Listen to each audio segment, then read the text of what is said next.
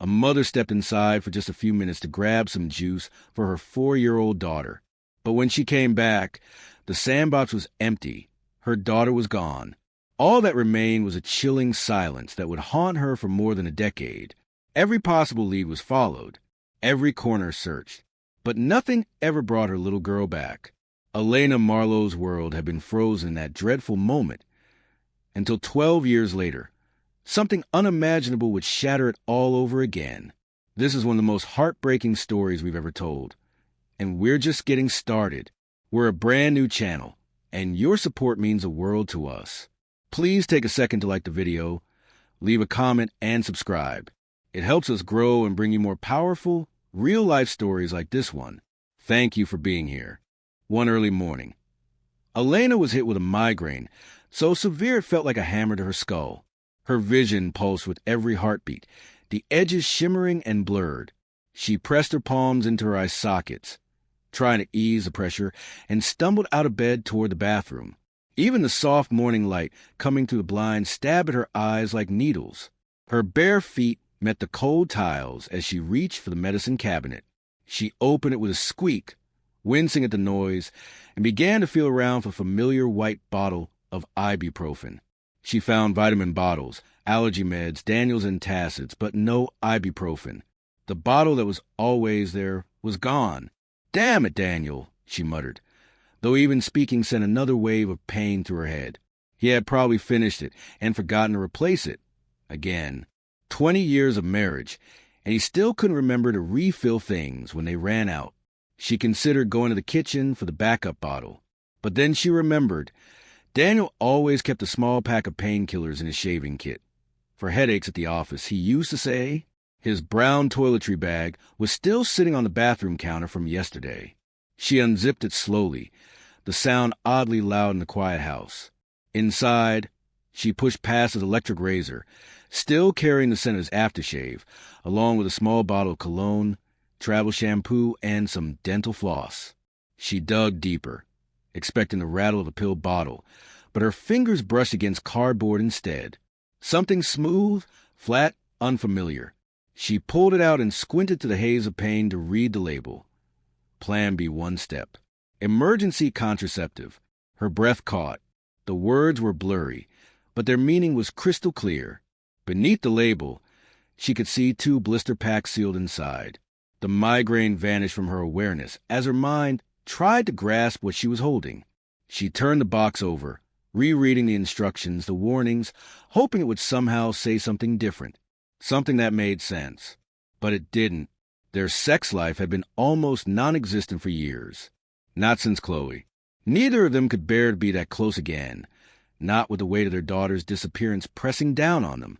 The few times they tried to reconnect ended with Elena in tears, Chloe's face flashing behind her closed eyes. Then she saw it, a receipt folded beneath the package. She unfolded the receipt with trembling fingers. Welfare Pharmacy. The date was from last week, Tuesday. Daniel had told her he'd be working late that day. Something about server maintenance that couldn't wait. Suddenly, heavy footsteps echoed on the stairs. Daniel was back from his morning jog. She heard his labored breathing, the squeak of his running shoes on the hardwood. Elena stood frozen, the package still in her hand. The bathroom door opened. Daniel entered, still wearing his running shorts and a sweat-soaked tank top with horizontal stripes. His face was flushed from exertion. His eyes landed immediately on the package she held. And in an instant, she saw his expression shift, from confusion to something darker, something sharp and dangerous. "Whose are these?" Her voice came out as a whisper, barely audible. She cleared her throat and asked again, louder this time. "Daniel, whose pills are these?" She already knew the answer. Another woman. Someone younger. Someone who didn't cry when he touched her. Someone who didn't see their dead daughter's face in every moment of silence. The betrayal stung deeply, but in a twisted way, it almost felt like relief. At least now there was a reason for the growing chasm between them. Daniel moved faster than she expected. He snatched the package from her hands, his face contorting with rage. "You paranoid bitch," he spat, his voice laced with venom. Elena instinctively stepped back. Going through my things? Is this what you do while I'm out trying to stay healthy? I was looking for ibuprofen, she said softly. Bullshit, he shouted, his voice echoing off the bathroom walls. You're always looking for problems, always inventing something to be upset about, because you can't accept the truth. He jabbed a finger inches from her face, the scent of sweat thick in the air. Chloe is dead. Elena. She's been gone for 12 years. And you're so obsessed with the past that you see betrayal in everything I do. His words hit like punches. Elena's knees nearly buckled. This wasn't guilt. It wasn't a confession. It was rage. Pure, molten rage. You want to know what I think? Daniel growled, his face so close she could feel the heat of his breath. I think you're losing your goddamn mind. You see one box of emergency contraception and assume I'm cheating? Maybe I picked them up for a co-worker. Maybe they're not even mine. But no. Paranoid Elena always has to make everything about herself. Always about how I betrayed you. Then his voice dropped to a cruel whisper. Just like you betrayed Chloe by not watching her that day. The air left her lungs. The accusation was like acid, burning through the only part of her still holding on. The guilt that haunted her every day, now hurled back at her with deadly precision. Daniel brushed past her toward the bedroom. I've got errands to run. Builder's yard, he snapped. Try not to tear the house apart while I'm gone. He yanked open dresser drawers, throwing clothes out with violent movements. Daniel, please, she begged. I just want to understand. He spun around again, and for one terrifying second, she thought he might strike her. His hand was raised, trembling. Understand this, he hissed. You failed as a mother. You couldn't even keep our daughter safe in our own backyard. And now you're trying to destroy what's left of our marriage because you can't live with what you did. He grabbed his wallet and keys from a nightstand and stormed out of the room, shoving past her in the doorway. His footsteps thundered down the stairs, and seconds later, the front door slammed so hard it rattled the windows. Elena slid to the bathroom floor, her back pressed against the cold tile wall. The house was still, eerily so, except for her ragged breathing and the distant growl of Daniel's truck pulling out the driveway. She sat there, trembling, hands pressed to her face, her husband's cruel words echoing in the silence like a bell that wouldn't stop ringing. You failed as a mother. You couldn't even keep our daughter safe. Elena eventually pulled herself up, but something felt different. The air in the house had shifted. Daniel's rage still lingered like smoke after a fire, but beneath her pain, a strange unease started to creep in. Something about his outburst didn't sit right. Something felt wrong. She had seen Daniel guilty before, like the time he forgot their anniversary and scrambled to buy flowers from a gas station, or the weekend he claimed to be at a work conference, only for her to later find out he'd gone fishing with his brother instead. When caught in those small lies, Daniel would always go quiet, shoulders slumped, sheepish apologies, promises to do better. He never yelled, never turned mean. But today had been different. Today, he had erupted like a man with something to hide, cornered, volatile, dangerous, compelled by a force she didn't quite understand. Elena found herself moving toward Daniel's home office. Her bare feet were silent on the hallway carpet. She paused at the doorway, hand resting on the knob. This room had always been his space, his sanctuary. He handled all the finances, the bills, the investments. One less thing for you to worry about, he used to say, especially after Chloe disappeared. And back then, she had been grateful. Too broken to care about electricity bills and mortgage payments. The door was unlocked. He had left in such a hurry, like the house itself was choking him. She pushed it open. Afternoon sunlight streamed through the blinds, casting lines across his tidy kingdom. As expected, the office was immaculate, everything in its place. His large desk stood at the center, its surface nearly bare, save for a desktop calendar and a cup full of pens. Filing cabinets lined the wall, each drawer labeled with his perfectly neat handwriting, year by year, category by category. The man who couldn't remember to replace a bottle of ibuprofen ran this office like a Fortune 500 accountant. She approached slowly, her heart pounding. Crossing into the space felt like crossing a moral line, an act of betrayal. But then she remembered the plan B, the receipt dated just last week, and his explosive reaction. She opened the top drawer. Neatly stacked credit card statements stared up at her. She flipped to the most recent one. Shell Station, Bennett Market, Sweet Bean Cafe, Daniel's usual morning routine. Everything looked normal until she saw it. Welfare Pharmacy, Gray Ridge, $63.19. Gray Ridge? It was a 45-minute drive. They had 3 pharmacies within 10 minutes of their house. Why drive so far? Heart racing. Elena pulled out more statements, spreading them across the desk like tarot cards. Her fingers traced the names and numbers. There was again Welfare Pharmacy, Gray Ridge, month after month, sometimes once, sometimes twice. The amounts varied, $47.82, $91.44, $55.23.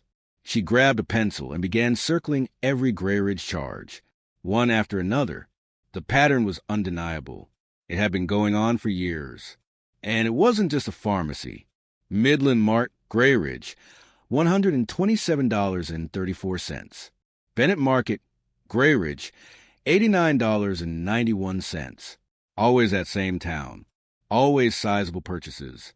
She dug deeper, opening itemized statements where available. Her breath caught in her throat. Women's deodorant, feminine hygiene products, bottles of strawberry-scented shampoo, the exact kind Chloe used to beg for when she was little, children's vitamins, Plan B, again and again.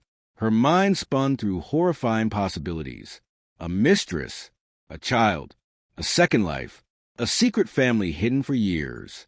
It would explain the pharmacy, the rage, the secrecy, the distance. Maybe build a separate world far from home, where no one would recognize him. But one detail didn't fit. The dates. The timeline was troubling. The charges stretched back at least 3 years, well before their marriage had truly begun to unravel. That fact alone made Elena's stomach twist. Whatever Daniel had been hiding, it hadn't started recently. There was one drawer in Daniel's desk that had always been off limits. Locked. Untouchable. Important documents, he'd said. Tax records that need to stay organized. She had never questioned it. Just like he never intruded in her craft room. They had each carved out private corners of their lives. Spaces built on trust. But now she was done trusting.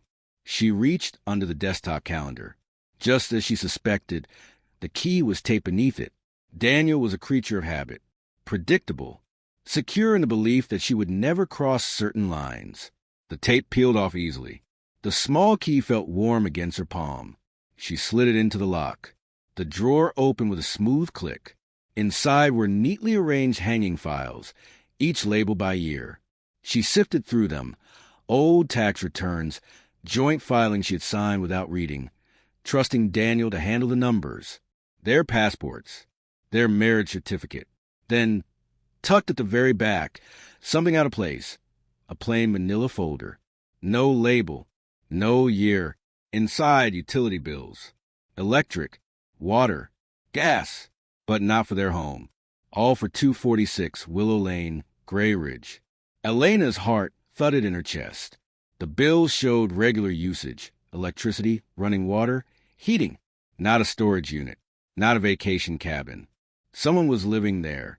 Full-time, and had been for years. She pulled out her phone, fingers shaking, and began taking photos. Utility bills, credit card statements, the welfare pharmacy charges she'd circled in pencil. Evidence, not of what exactly, but something deeply wrong. A secret property would require disclosure. It would show up in taxes. Daniel had never mentioned a second home, never filed anything for it. This wasn't just something he hadn't told her. This was something he had gone out of his way to hide. And when she added up everything, the pharmacy purchases, the women's products, the strawberry shampoo Chloe used to love, the Plan B, it wasn't just deception. It was a life. She replaced the folder carefully, resealed the key under the calendar. Every detail, put back exactly as she'd found it. Daniel's Saturday errands always took hours. Builder's yard.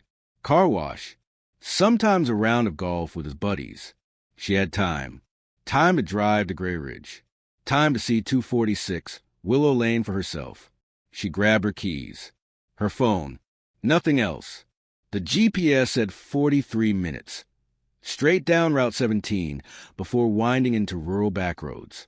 Elena gripped the wheel of her Honda, her knuckles white against the black leather. Familiar suburbs faded behind her, replaced by open fields, gas stations and the low, endless sky of the countryside. She'd driven this route before. Years ago. Chloe was 2. They'd gone apple picking at a family orchard beyond Grey Ridge. Daniel had grumbled the whole way, complaining it was too far, that there were orchards closer to home. Now she knew why the road had felt too familiar to him. The welfare pharmacy appeared first, anchoring a tired little strip mall between a nail salon and a Chinese takeout joint. Its faded red letters sagged above sun-bleached sale posters in the windows. There was nothing remarkable about it, except that this was where Daniel had been buying emergency contraception. For years. Elena slowed, eyes locked on the automatic doors. But she didn't stop. She followed the GPS, deeper into Grey Ridge. The neighborhoods changed. Neatly trimmed lawns gave way to gravel driveways, rusted fences, plastic toys sun-faded in the yard. Small houses with broken blinds and overgrown bushes. It was the kind of place where no one asked questions, and no one watched the neighbors. Willow Lane was at the very edge of town, where homes faded into forgotten lots and thick woods. The road was cracked and cratered, forcing her to crawl forward. Potholes the size of tires made the car jolt with every few feet. Mailboxes were bent, paint peeling. Some houses looked abandoned, shuttered windows, grass waist-high. Others showed signs of life. Clotheslines, barking dogs, the flicker of a TV behind curtains. Then she saw it. 246 Willow Lane, at the very end of the road. The small ranch house crouched like it was trying to disappear, backed up against a tangle of woods. It looked sick, built maybe in the 1960s, with a sagging roofline and narrow windows. It was covered in faded yellow siding, the color of old bones. It looked like it hadn't been painted in decades. It didn't feel lived in, but it didn't feel empty either. The front porch sagged in the middle like a tired frown. But it was the windows that truly made Elena's skin crawl. Every single one was blocked from inside. Thick curtains, sheets of newspaper, layers that didn't just shield the house from sunlight, but from sight. No way to see in, no way to know what waited behind the glass. The yard told 2 conflicting stories. The flower beds, if that's what they once were, had been swallowed by weeds, now waist-high in some spots. A rusty, tilting mailbox stood at the curb, its numbers worn away, its nameplate long gone. But the driveway was different. Fresh tire tracks crisscross the gravel, overlapping like repeated comings and goings. Oil stains pooled near the closed garage door, dark and deliberate, the kind that came from a vehicle parking in the same exact spot. Over and over again, someone came here, regularly. Elena parked 3 houses down, tucking her Honda behind an abandoned pickup that offered partial cover. She killed the engine and sat there, breathing shallowly, studying the house. A shiny brass padlock secured the chain-link gate, gleaming against a rusted fence. No newspapers cluttered the steps. No overflowing mailbox. Everything about the house whispered one thing, maintained but hidden. She scanned the roof. No missing shingles. No signs of damage. Someone was caring for this place. But why keep it sealed up like a tomb? Were those security cameras tucked under the eaves? She couldn't tell from this distance. But the house felt aware, as if it were watching her back. Then movement. An elderly woman in a housecoat shuffled down the sidewalk, guiding a small terrier on a leash. Elena made a split-second decision. She lowered her window and flashed a smile. "Excuse me," she called out. "Sorry to bother you. I'm looking at properties in the area. My husband and I are thinking of moving. Do you know much about the neighborhood?" The woman's face brightened with the promise of conversation. She walked closer, the terrier sniffing curiously at Elena's front tire. "Oh, honey, I've lived here 42 years, she said. Used to be a nice area. still quiet mostly. Then her gaze drifted, subtle but sharp, toward 246 Willow Lane. You're not thinking about that one, are you? Elena played innocent. Why? Is there something wrong with it? The woman lowered her voice, almost instinctively, like the house might overhear. Strange place, she murmured. Man comes and goes at all hours. Mostly at night. Drives a big dark pickup, one of those real loud ones. Been doing it for years now. Elena's heart pounded. Have you ever spoken to him? Tried to. Once. When he first started coming around. Wanted to be friendly, neighborly, you know. She gave a nervous chuckle. But he just stared at me. Didn't say a single word. Just stared. Until I went back inside. She shivered. Even though the afternoon was warm, there's something off about him. Always alone. Always locking up real careful. When did he start coming here? The woman frowned, thinking. Her dog tugged at the leash, eager to move on. Let's see.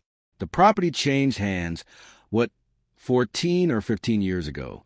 Some foreign investor, never saw him. But that man started showing up soon after, always at night. I called the city once or twice about the yard, she added with shrug. But nothing ever happens. Just the yard bothers you? Elena asked carefully. The woman hesitated, then leaned a bit closer. Her voice dropped again. Sometimes I hear things. Real late. Machinery, like construction equipment running.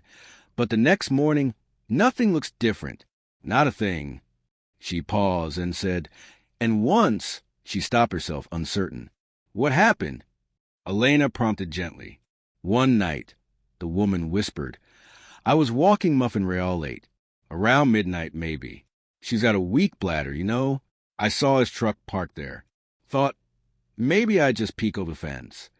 Elena leaned forward, hanging on her every word. What did you see? Nothing. But her voice dropped to a rasp. He must have seen me, because suddenly he was just there, standing at the gate, in the dark, didn't say a word, didn't move, just stared, like a statue. She shook her head. I don't walk past that house at night anymore. Just then, Elena's phone rang, sharp and jarring, shattering the tension like glass. She looked down. Daniel. His name glowed on the screen. Her blood went cold. She quickly apologized to the woman, who continued on with her dog, though not without casting one last, uneasy glance at 246 Willow Lane. Then her phone rang. Daniel, where are you? His voice was tight, controlled, but the rage from that morning had cooled into something more dangerous, colder, calculated. Elena's heart raced, but her voice stayed steady. Grocery store, she lied, surprised by how effortlessly it came out. Picking up things for dinner. Which store? Too quick, too sharp. He was checking. The Bennett Market on Madison, she replied smoothly. They were out of your coffee at the one on Fifth. Silence. She could hear him breathing. She could picture him doing the math in his head, testing her story for cracks. I came home for my wallet, he said finally. Forgot it this morning. Oh, well, I should be back soon. Good. We need to talk about this morning. The words weren't loud, but the threat was unmistakable. I'll be home by 3. Okay, Elena, he said, his voice dropping lower. Come straight home. The line went dead. She checked the time, 1:47 p.m. If she left now, she could get home before he did and keep the lie intact. But her eyes were pulled once again to 246 Willow Lane, the covered windows, the padlocked gate, the lingering feeling that something inside knew she had been watching. She raised her phone and snapped several pictures in quick succession of the house, the driveway, the new padlock, the tire marks. She didn't yet know what kind of evidence she was gathering, but one thing was certain. Daniel had been here. He had used that lock. He had stepped inside that house. With one last look, she started the car and drove away, leaving the sick, silent house behind for now. Back home. Elena pulled into the garage with only minutes to spare. She had stopped by Bennett Market just long enough to grab a few grocery bags to support her alibi, milk, bread, Daniel's favorite coffee. Her hands trembled as she carried them inside. The ordinary items gave weight to her lie, as if the normalcy could cover up the storm swirling beneath it all. But the house felt different now, as if its very walls knew, as if the shadow of 246, Willow Lane, had followed her home. She had maybe an hour before Daniel returned. His Saturday routine was always the same. Builder's yard for some fake project. Car wash even when the truck was clean. Sometimes a visit to Builder's yard again to look at tools he'd never buy. It was his ritual, one that had never changed in years. And suddenly that bothered her. She moved with purpose now, heading straight back to his office. The filing cabinets contained decades of their life. Every document Daniel had deemed important. She skipped the recent years, trusting her instincts, and reached deeper into the past. Behind dusty folders labeled 2008, 2009, and 2010, her fingers found one that felt different. Aged, softer around the edges. She pulled it out. Power of attorney. Dated 14 years ago. Witnessed. Notarized. A legal document from Simon Marlowe, Daniel's younger brother, granting Daniel full control over all his assets and properties. The legal language was dense, but the meaning was clear. Daniel could act on Simon's behalf. Financially, legally. He had total authority. And then the memory returned, crystal clear. Simon sitting at their kitchen table, grinning with excitement about his latest scheme. Thailand, an import-export business. A new chance to finally strike gold. He'd been 35, still chasing dreams, while Daniel had already embraced family life. Just need someone to watch the rentals, Simon had said, sliding the papers across the table. Collect rent. Handle the bills. Few months, maybe a year. Elena had teased him about falling in love with a Thai bride. Chloe, then 4 years old, had been coloring nearby, tongue sticking out in concentration. Simon had laughed, ruffled her hair, and promised to bring her back a princess dress from Bangkok. 2 houses, Daniel had said. Simple. No big deal. For a while, the rent checks came in monthly. Daniel deposited them into a separate account. Then one day, he said Simon wanted to sell. Managing properties from overseas had become too complicated. The houses, she believed, were gone. But 246 Willow Lane, that house, wasn't gone. It had never been sold, never disclosed. And the timeline made Elena's stomach knot. Simon had left 2 years before Chloe vanished. And the neighbor, she had said the night visitor, started coming around soon after property changed hands. Daniel had been visiting that house for years, and she had never asked why. Her breath caught. She walked to the bookshelf and pulled out Chloe's baby book. The soft pink cover was faded now, embossed with tiny teddy bears. Just holding it brought tears to her eyes. Inside, Chloe's life documented in love. First smile, first tooth, first steps, and then blank pages. Everything after age for had been left empty, waiting for milestones that never came. The last photos were from her 4th birthday party. Their backyard had been filled with balloons and streamers. Preschoolers laughing, chasing bubbles. In one photo, Chloe's face was smeared with chocolate frosting. Her gap-toothed grin stretched wide as she blew out the candles. Daniel stood beside her, helping with the wish. And then the final picture, taken the day before she disappeared. Chloe, sitting in the sandbox Daniel had built that spring. Her favorite pink shirt with a butterfly print. Her blonde hair catching the sunlight like spun gold. She looked up at Elena through the lens, eyes full of trust, full of perfect happiness. Safe, loved, safe in her own backyard, safe with her parents just inside. Elena's fingers traced a photo, her heart breaking all over again. Then she looked at Daniel in the picture, his smile, his eyes. So genuine, so present, so convincing. But now, with the knowledge of Willow Lane, of the secret visits that had begun years before Chloe vanished, that smile in the old photos looked different. Not warm, not fatherly, calculated, patient. Her mind recoiled against the suspicion forming in her thoughts. It was impossible, obscene, and yet the pieces kept snapping together with sickening clarity. She found the 2012 calendar tucked inside their memory box. preserved only because it held Chloe's last scheduled playdate, her final swim lesson. Daniel's work schedule was marked throughout in his meticulous handwriting. Day shifts only back then, regular hours. Always home by 6 p.m. He hadn't yet been promoted to systems administrator. But after Chloe disappeared, Elena flipped forward through the weeks. The frantic, sleepless early days after the abduction were blank. Time had lost all meaning. And then, 2 weeks later, after the FBI scaled back their search and the volunteers stopped showing up, Daniel's schedule suddenly changed. Night shifts, system maintenance, he'd said. The servers can only be updated when no one's in the building. The promotion had come at a raise they desperately needed, especially after hiring a private investigator.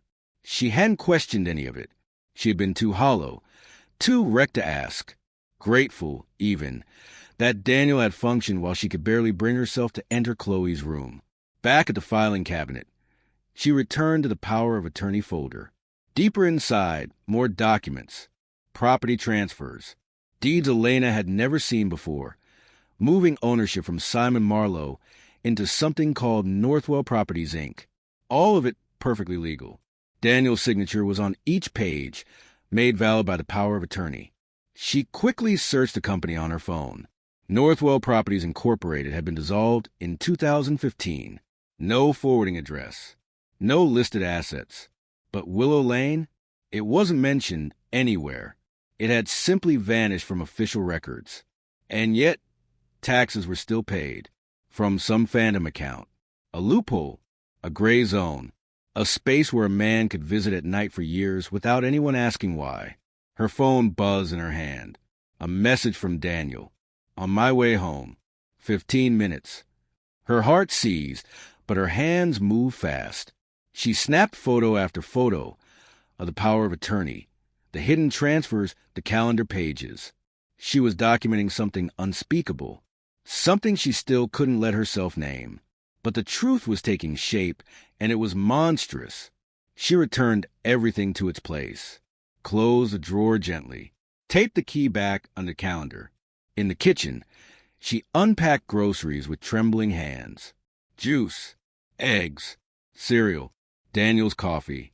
Each item felt absurd in the face of what she now knew, or feared. The house around her no longer felt like home. It felt like a crime scene. When Daniel's truck rumbled into the driveway, Elena was ready. The groceries were put away. The coffee pot burbled in the corner. She looked on the surface, like a woman who had gone shopping and returned. But inside her mind a storm raged. Daniel had kept his brother's property secret for 14 years. He'd visited at night. He'd bought supply for women, girls, contraception, strawberry shampoo. The facts led to a conclusion that her heart refused to accept. Not yet. Not until she saw for herself what lay behind those covered windows on Willow Lane. But first, she had to survive whatever came next. On impulse, she positioned herself at the bottom of the stairs, gripping the banister tightly. As she heard his key in the lock, she let out a sudden cry of pain. "Daniel," she called out, voice pitched with panic. "Thank God you're home. Can you help me?" He stepped inside, his frame filling the doorway with quiet force. Something about him had changed. He had switched clothes since that morning's explosion. The sweat-stained tank top was gone. In its place, a crisp polo shirt. He wore fresh cologne, but underneath it, she could still smell sweat. Faint, sharp. His expression was unreadable, carefully neutral, but his eyes scanned her with unsettling focus. "What happened?" he asked. The question was flat, devoid of concern. Mechanical. "I think I twisted my ankle," she said, wincing. "Carrying in the groceries.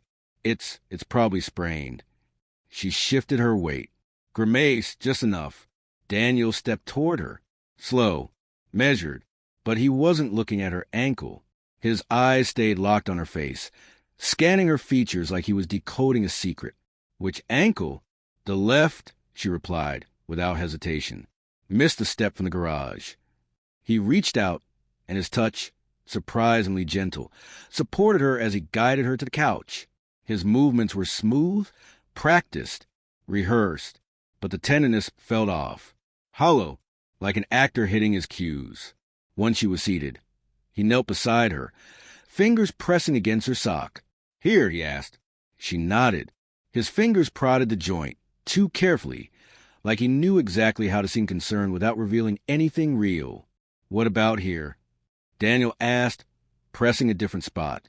Elena winced on cue, playing up the pain. His touch was precise, clinical, methodical. "How exactly did you fall?" he asked. "Show me the position." My foot turned wrong," she said. "Does it matter?" "Everything matters." His eyes drilled into hers. "Which grocery store did you say you went to?" "Bennett Market." "On Madison," she replied, her tone steady. "Like I told you on the phone." His fingers kept probing her ankle. "Did anyone see you fall? Maybe offer to help." The questions weren't casual. They were a test, each one checking for holes in her story. She kept her answers simple. Believable. "Yes, it hurt." "No, no one saw." "Yes, I put the groceries away before sitting down." He paused, then nodded. "I'll get you some ice." While he stepped into the kitchen, Elena's eyes darted to the entryway table. His keys were there, as always, but the keyring looked heavier. Alongside the familiar keys, house, truck, office, there were at least 3 others she didn't recognize. One of them stood out, brass, expensive looking, from a high-security brand, the same brand she'd seen on the padlock at Willow Lane. Her phone buzzed. Text from Rachel. "Surprise. 20 minutes out. Bringing wine. Need girl talk. Daniel better not hog you." Elena's stomach dropped. The last thing she needed was Rachel's chaotic energy stumbling into the middle of a delicate, dangerous lie. But canceling would raise questions, especially if Daniel saw the message. He returned, kneeling beside her with a dish towel wrapped around a chunk of ice. This close, she saw something new. Fresh scratches ran across his knuckles. Angry, red, and recent, the kind left by tree branches or fingernails. One was deep enough to have bled. "What happened to your hands?" she asked. He glanced down, seemingly surprised. "Oh, had to help clear some brush by the loading dock at the builder's yard. New delivery got caught in some overgrowth." The lie came easily, effortless. How many lies had she missed over the years? Daniel settled beside her on the couch, closer than he needed to be, his arms stretched across the back cushions, not quite touching her, but claiming space, marking territory. "We should talk about this morning," he said. "Daniel, No, let me finish." His voice had shifted, softer now, reasonable, the tone he used when he wanted something. "I've been thinking during my errands," he continued. "Maybe you were right to be concerned." A pause. "Not about what you think," he added quickly, "but about us, our communication. Maybe we should try counseling again." The suggestion stunned her. It was so normal, so calm, that for a split second, Elena doubted everything she'd uncovered. But then she looked into his eyes, still watching, still calculating. This wasn't remorse. This was a performance. "I know I was harsh this morning," he said, reaching for her shoulder. His hand squeezed gently, too gently, like he had to remind himself not to squeeze harder. "I said things I shouldn't have. About Chloe, about you. That was cruel." She nodded, pretending to accept it, playing the part of the forgiving wife. "We both said things," she murmured. "We should work on us," he said. "But first, I might need to head to the office tonight. Server issue. Can't wait till Monday." There it was, the excuse, the same one the neighbor had described. The lie was seamless, rehearsed, but before Elena could respond, the front door swung open with a rush of energy. Rachel, she burst in without knocking, carrying a bottle of wine in one hand and an oversized charcuterie board in the other. "Surprise, sis." She froze when she saw Elena's elevated foot and the ice pack. "Oh my God, what happened?" "Just a twisted ankle," Elena replied. "Nothing serious." Rachel immediately dropped into phone nurse mode, despite having no medical training beyond WebMD. She set the wine and snacks on the coffee table and launched into a hands-on examination of Elena's ankle. nudging Daniel aside with unconscious force. "You need to be more careful," she chirped, completely oblivious to the tension simmering in the room. "Oh, Daniel, good you're here." She laughed, already pouring wine into a glass. "You'll never believe what I saw on the way over." Elena's heart stopped. Rachel grinned. "That creepy old yellow house on Willow. You know, the one that looks like it should be condemned? I swear I saw your truck parked there earlier. You flipping houses now and didn't tell us." The temperature in the room dropped like ice water. Daniel froze. Only for a second, but Elena saw it. Then his recovery. Swift, smooth, almost impressive. He laughed and shook his head like someone brushing off a ridiculous idea. "Rachel, there must be 50 dark pickup trucks in this town," he said lightly. "Half of them probably have veteran stickers. That house has been empty for years. City should tear it down." His tone was casual, dismissive. Perfect. But Elena wasn't listening to his voice. She was watching the micro-expressions, the twitch of his jaw, the flare of his nostrils, the tightening around his eyes, the mask sliding into place. "I don't know," Rachel said, pouring herself another glass. "It looked exactly like yours. Same chrome running boards and everything. Lots of trucks have those." Then Daniel stood abruptly, turning to Elena. "I should check your ankle properly. Make sure it's not worse than we thought. I'm fine here." "No," he insisted, stepping toward her. "You need to elevate it properly." His hand closed firmly around Elena's upper arm. Not hard enough to hurt, but firm enough to make it clear she had no choice in the matter. "Doctor's orders," Daniel said lightly. "Remember when I sprained mine last year?" She didn't. She was sure he hadn't. But his fingers were already pulling her to her feet. Not painful yet, but commanding. She was going upstairs whether she agreed or not. "Oh, don't be such a mother hen, Daniel." Rachel laughed from the couch, still blissfully unaware of the thick tension in the room. "She's fine down here. Besides, I just got here." She took another sip of wine and sank deeper into the chair. "So tell me more about this house," Rachel went on. "You know, I had to drive past it twice. My GPS freaked out and tried to route me through some closed road. But the second time, I definitely saw your truck. Recognized the veteran sticker. You know, the one Chloe picked out." Elena felt Daniel's fingers tighten involuntarily on her arm. Chloe's name, spoken aloud, hit him like a slap. His face didn't flinch. But Elena felt the tension surge beneath the skin. "You must be confused," he said quickly. Too quickly. His tone was clipped, sharp, unlike the easygoing Daniel who usually humored Rachel's chatter with patient smiles. Then came the shift. "Maybe you should head home before traffic gets bad," he said. "You know how Parkway 14 gets on Saturdays." Rachel blinked, caught off guard. "It's barely 4 o'clock. "Still," Daniel said, his voice firmer now, "Elena needs rest." "I need wine first," Elena interrupted smoothly, pulling away from his grip. She didn't need to say more. Rachel's eyes met hers, and in that instant, something passed between them. Sisters communicating without words. Something wasn't right, and Rachel finally felt it.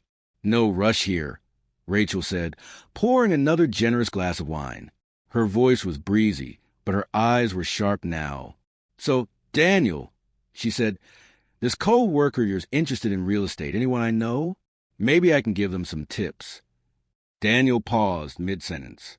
"I helped the Johnsons with that flip, remember?" Rachel added, her tone casual but baiting. Daniel's response was a tangled mess. "Oh, Tom from accounting. Or maybe it was Tim from systems. Looking for, investment properties. Or maybe a fixer-upper to live in. Something like that." His words blurred, real estate jargon mixed with IT lingo, no through line, no coherence. Elena caught it. Rachel did too. And then Elena saw it again, those scratches on Daniel's hands. One of them still oozed a thin line of blood. He wiped it carelessly on his jeans. She stood abruptly and slipped out of the room.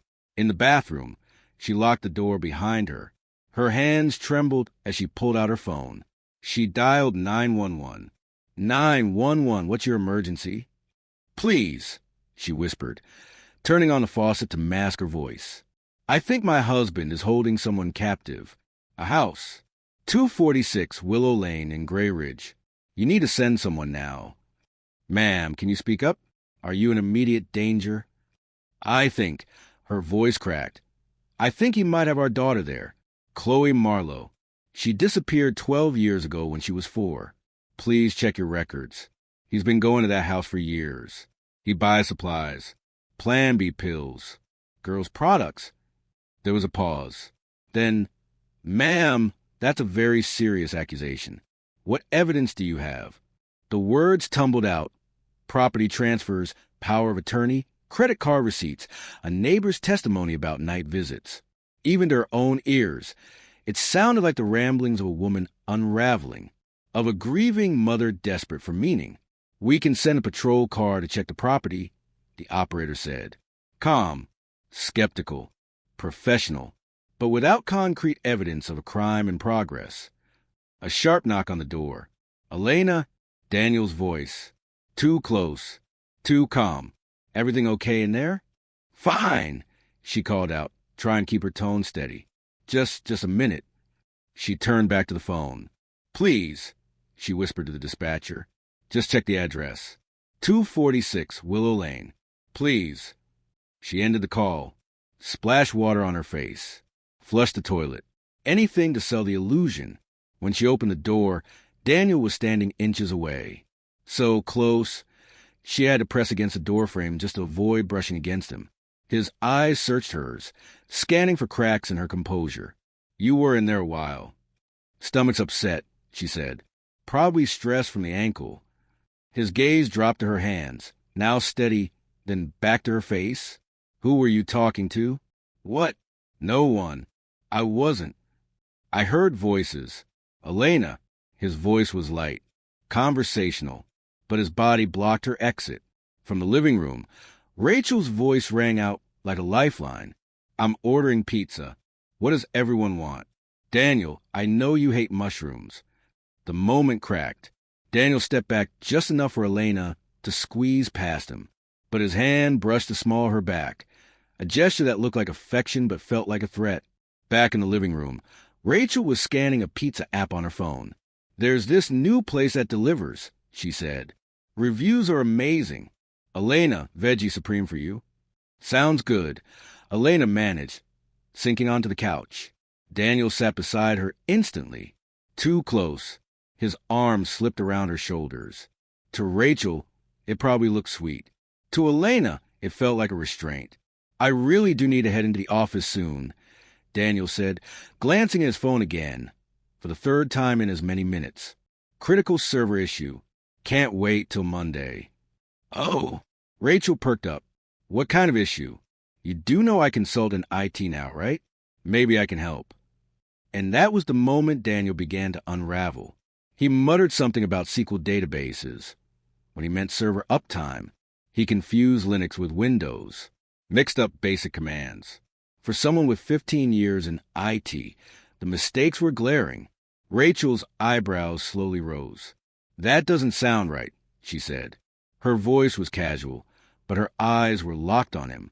Are you sure you? Daniel's phone buzzed. He snatched it up too fast, turning the screen away from view as his fingers flew across the keyboard. His jaw clenched. His expression tightened. He was texting someone. No, warning someone. The realization hit Elena like ice water. If Chloe was alive, if she was really at that house, Daniel was telling her to hide, to stay quiet when the police came. Her daughter, the baby girl she'd mourned for 12 years, might be just 45 minutes away. And Daniel was telling her not to be found. The room spun. Elena stood abruptly. I need some air. Daniel stood too, as inevitable as gravity. His hand found her elbow.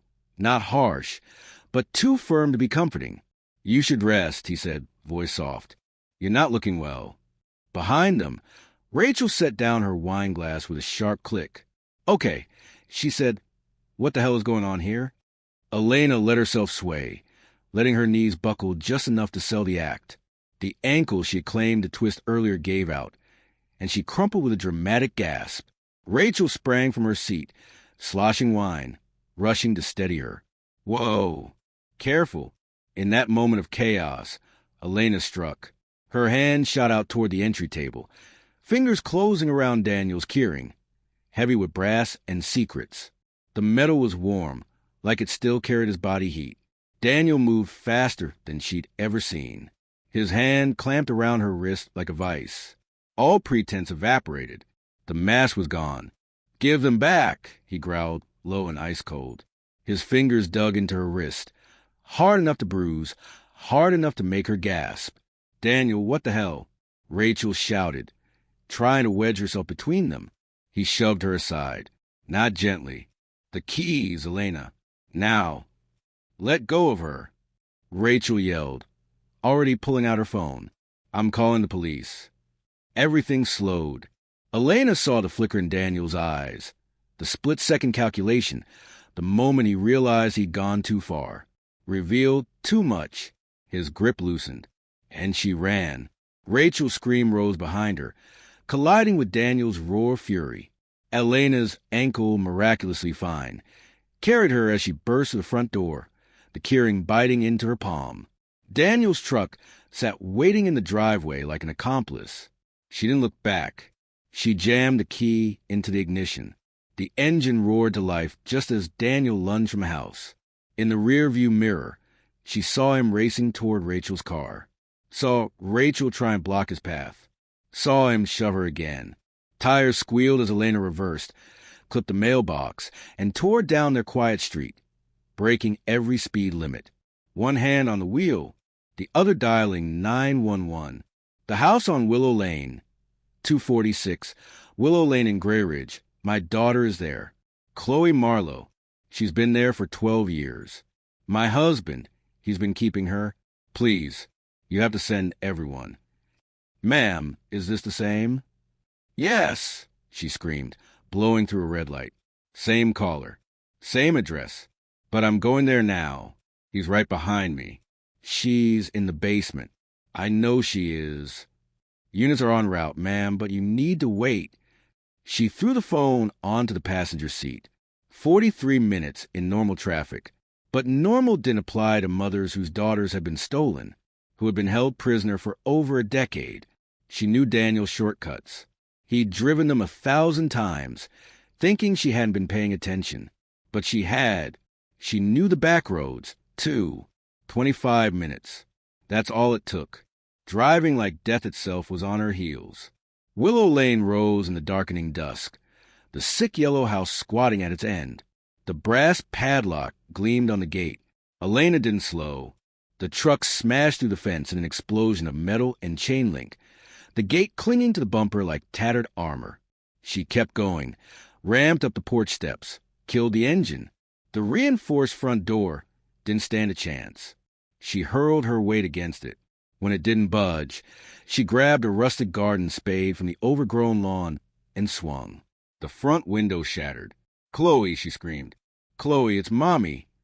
She cleared the glass with the spade, climbed through, and dropped into a living room that looked disturbingly normal. Dated furniture, clean carpets, a TV from 2004.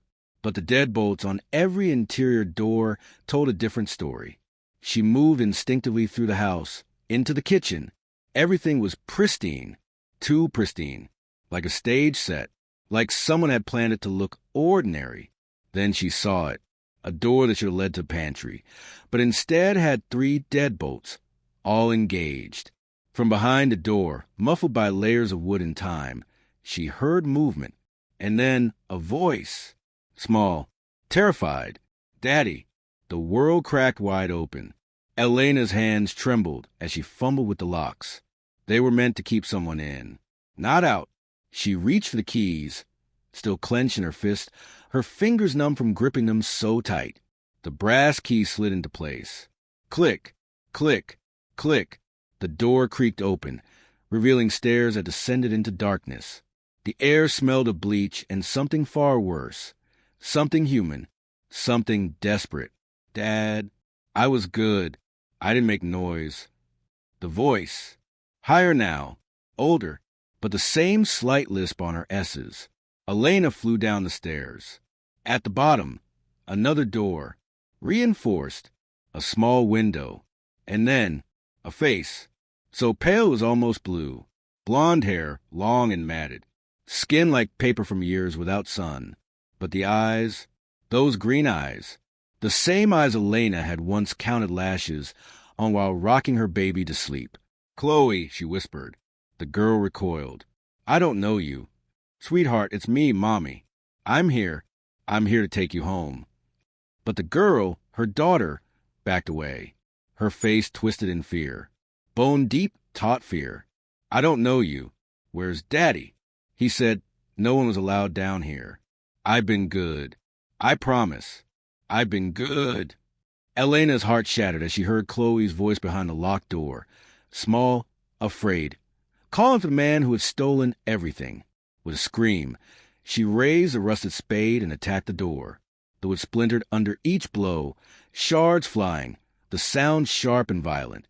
Behind the door, Chloe cowered, hands over her ears, rocking and keening like a wounded animal. And then, heavy footsteps on the stairs. Daniel, breathing hard, face twisted with fury and something even worse, possession. "You don't understand," he panted, reaching for her. "She's sick. She needs special care." "You stole her," Elena growled, swinging the spade. It connected with a sickening crack. His temple, blood spraying across the wall. He staggered, but didn't fall. "She's mine," he spat. "I saved her. I kept her safe." His hands lunged to her throat. But outside, sirens screamed. Police voices echoed upstairs. Boots thudded on floorboards. Daniel froze, trapped between Elena and the horror he built. "Chloe," he shouted, "remember what Daddy taught you. Remember our lessons." Then the officers burst in, guns drawn, shouting commands. Daniel dropped to his knees, hands behind his head, but his eyes never left the door, never left Chloe. They had to cut it open. Inside, they found 12 years of horror disguised as care.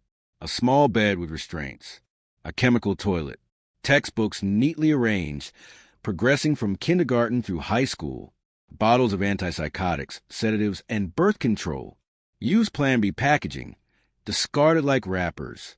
And in the middle of it all, Chloe, alive, but shattered. She clung to the corner of the room, weeping and begging, "Please don't hurt Daddy. Please let him go. I've been good. So good. I never tried to leave, not even when the door was open." Because after 12 years, she had forgotten there was anywhere else to go. The psychiatric wing at Grey Ridge Psychiatric Center felt like another universe. Sterile white walls, locked doors with reinforced glass, the faint, constant hum of someone crying down the hall. Elena stood at the observation window, hands pressed to the cold glass, watching her daughter, a stranger she loved more than life. Chloe sat curled on the narrow bed, arms wrapped tight around her knees, rocking slowly, rhythmically. Her clothes hadn't changed, just washed and returned, a faded T-shirt and sweatpants that stopped inches above her ankles. Someone had tried to brush her hair, but she'd fought them off. "She won't let any of the female staff near her," said Dr. Lena Das, the trauma specialist. She stood beside Elena, her voice gentle, professional, but heavy with sorrow. "Only male officers and doctors. She keeps asking when her father is coming to take her home. She wants to know if she's in trouble for talking to strangers, meaning you and the police." Elena's throat tightened. "She still calls him Daddy," she whispered, "even after everything." Dr. Lena Das nodded.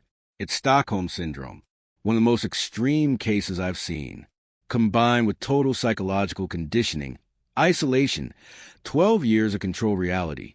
In her mind, Daniel isn't her captor. He's her protector," Elena finished, barely breathing. To her were the threat. Detective Harper Quinn approached with a tablet in hand. A woman in her 50s with kind, exhausted eyes, the kind that had seen too much and kept going anyway. "Mrs. Marlowe," she said gently, "I need to show you something." Elena followed her into a small conference room. Quinn set the tablet down and opened a file. "These aren't the worst photos," she assured her quickly. Just some you need to see. A room on the second floor of the Willow Lane house had been locked, hidden. Inside were hundreds of photographs. Girls on playgrounds, schoolyards, public pools, all taken from a distance. All of them focused on girls between the ages of 3 and 6. Some of these go back 20 years, Quinn said, long before Chloe was born. Elena's stomach turned. We checked. No other missing children matched these photos. It looks like Chloe was his only victim. But she hesitated. He was planning, waiting. Elena clutched the edge of the table, trying not to throw up. His own daughter, Quinn continued, was the easiest target. Already in the house. Already trusting him. She swiped to another screen, journals. Detailed. Obsessive. The first entry was when Chloe was 2. He'd already begun grooming her, teaching her that his attention was special, that secrets were normal. By the time he abducted her, she didn't even know it was wrong. And finally, Quinn got the part Elena had dreaded most. The plan B, the pills. The reason. She started menstruating at 11. The detective said Daniel couldn't risk pregnancy. It would have exposed everything. So the monthly pharmacy trips began. He maintained her physical health meticulously. Detective Quinn explained. Vitamins, regular meals, even exercise equipment in the basement. He kept his victim healthy while destroying her mind. He taught her himself. We found years' worth of textbooks and worksheets. She reads at a high school level, knows algebra, has beautiful handwriting. But Quinn's voice broke slightly. She's never seen the ocean, never been to a movie, never had a friend. He convinced her the outside world was full of people who would hurt her, that only he could keep her safe. Through the conference room window, Elena saw Daniel being led down the hallway. Orange jumpsuit, shackled wrists, 2 officers flanking him. And still he smiled, that same cold, knowing smile, like they were sharing a secret. No remorse, Quinn said quietly. None. He insists he loves her, that he protected her from a cruel world. She paused. He described in detail how he drug her juice that day, how he carried her to the truck while you were napping. The basement was already finished, soundproofed, locked. He planned it for months. Elena couldn't breathe. He's the one who called 911. Detective Harper Quinn continued. Played the grieving father perfectly. The night shifts, all those years of claiming server maintenance. He was with her. Elena whispered. Down there, in that basement. He'd climb into bed beside you, after like nothing happened. Elena's hands curled into fists. The violation of it. Eating beside him, grieving beside him, loving a man who had known every single day where Chloe was, made her want to scream. There's more, Quinn said gently. The brass key from his keyring had opened a safety deposit box. Inside, USB drives. Photos. Videos. Evidence. Enough to make sure he never walks free, she said. I won't describe them, but you should know they exist. For trial. Simon Marlowe, Daniel's younger brother, had flown in from Thailand. Devastated. He had signed the power of attorney years ago, never imagining it would be used to hide a kidnapped child. The legal mess would take years to unravel. But Simon had already hired attorneys to transfer everything he could to Elena. I want to see her, Elena said. Can I try? Dr. Lena Das hesitated. We can try, but please understand. She doesn't remember you. She was 4 when she was taken. In her mind, you're dead. Daniel told her you went to heaven, that you were watching from above, but could never come back. They walked to Chloe's room together. Through the glass, Elena saw a male nurse delivering lunch. Chloe ate mechanically, eyes down. She answered his gentle questions in monotone. When he left, she returned to her place on the bed, knees drawn to chest. Rocking, always rocking. Elena entered slowly. Dr. Lena Das stayed behind her. Chloe's head snapped up, green eyes wide with fear. Hello, Chloe, Elena said softly, her voice cracking. I know who you are. Chloe's voice was 16 now, but flat, distant. You're the lady from the basement, the one who hurt Daddy. Elena blinked back tears. Chloe, I'm your mother. Chloe shook her head violently. My mother is dead. Daddy told me. She went to heaven. Her gaze narrowed, searching Elena's face. Are you an angel? Am I dead too? Is that why everything feels wrong? Elena nearly collapsed. Dr. Lena Das steadied her. She sat instead, low, small, non-threatening. You're not dead, sweetheart, and I'm not an angel.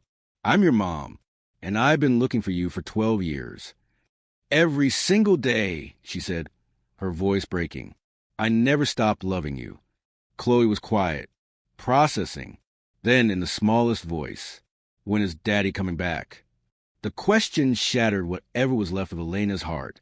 Dr. Lena Das stepped in, explaining gently. Chloe would be staying here. Her father had to go away.